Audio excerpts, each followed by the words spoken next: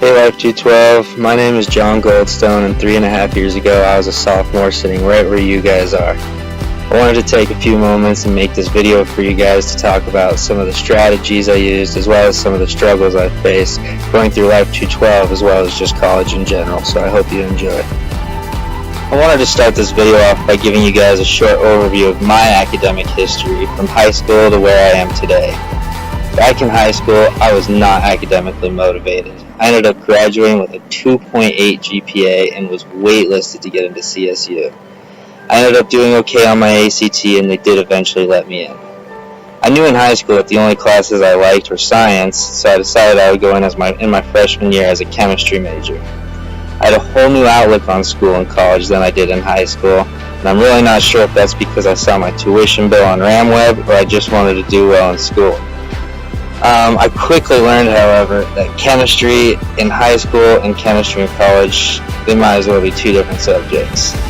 I quickly dropped chemistry my first semester and decided I would do biology because it's still science with less math. As a biology major, I enjoyed the classes a little more, however, plant phylogenies was also not my cup of tea, so I decided I would apply to the biomedical science program. I was waitlisted for this program for almost a year until I got the email and I was finally in. I finished my undergrad career as a biomedical science major and ended up applying for the master's program at CSU, also in biomedical science.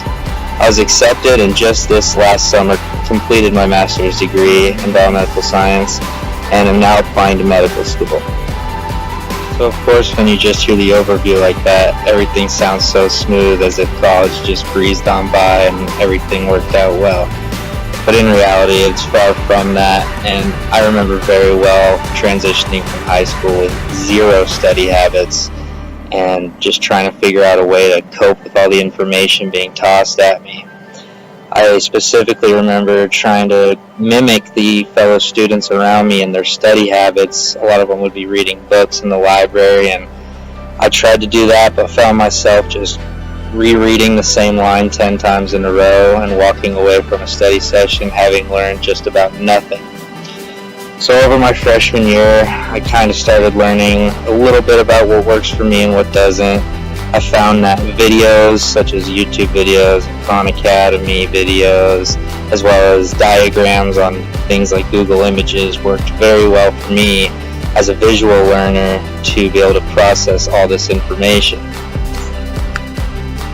Sorry about that brief intermission. I'm dog sitting and she must stop whining, so I put her on that. So anyway, everyone around you is likely to have different learning styles, and that's totally fine. There's really no gold standard technique that's gonna help everyone in the same way.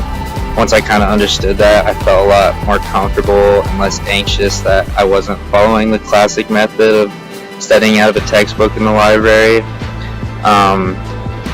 Really, my advice to figure out what works best for you is to just try everything and see what fits best for you, and I mean everything.